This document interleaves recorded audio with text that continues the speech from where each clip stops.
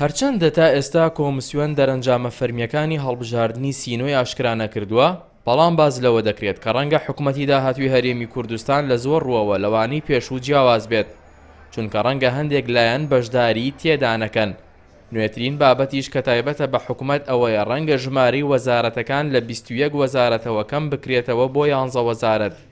بزوتنەوەی گۆڕان دەڵێت ئەگەر ئامانج لەو کارە تەنها ئەوە بێت 2 وەزارەت بکرێتە 1 وەزارەت، ئەوە هیچ کاریگەری لەسەر خەرجی بۆ حکوومەت نابێت، چونکە هەیکەلی ئیداری حکوومەت وەک خۆی دەمێنێتەوە و گۆڕانکاریەکی ئەوتۆ ڕوونادات.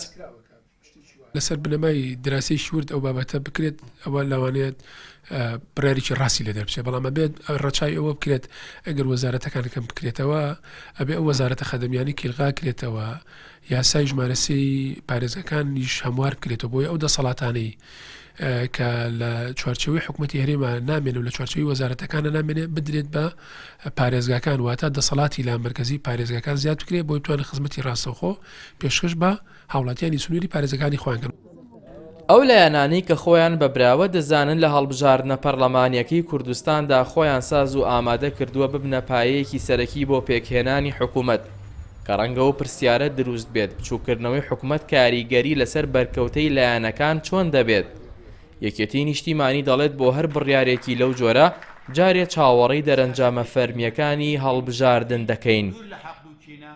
وەجارێ ئێمە هیچ هەنگاومان نەناوە بۆی کە ئەم کۆمیسیۆنە یەکلای کاتەوە کە پەرلەمانەکە دروست بێ و کاتە زۆر بابەت دێتە پێشەوە. بابەت یەکێکش لەو بابەتانەیە کە حکوومەتەوە و وەزارەتەکانە. هەنگاونان بەرەو بچووکردنەوەی حکوومەت ڕەنگە کارێکی ئاسان نەبێت بۆ پێکهاتی داهاتووی حکوومەتی هەرێم.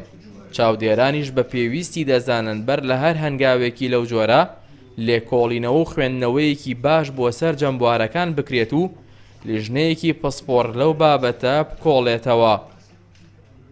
هاوژین جەمال، کوردستان 24 سلێمانی.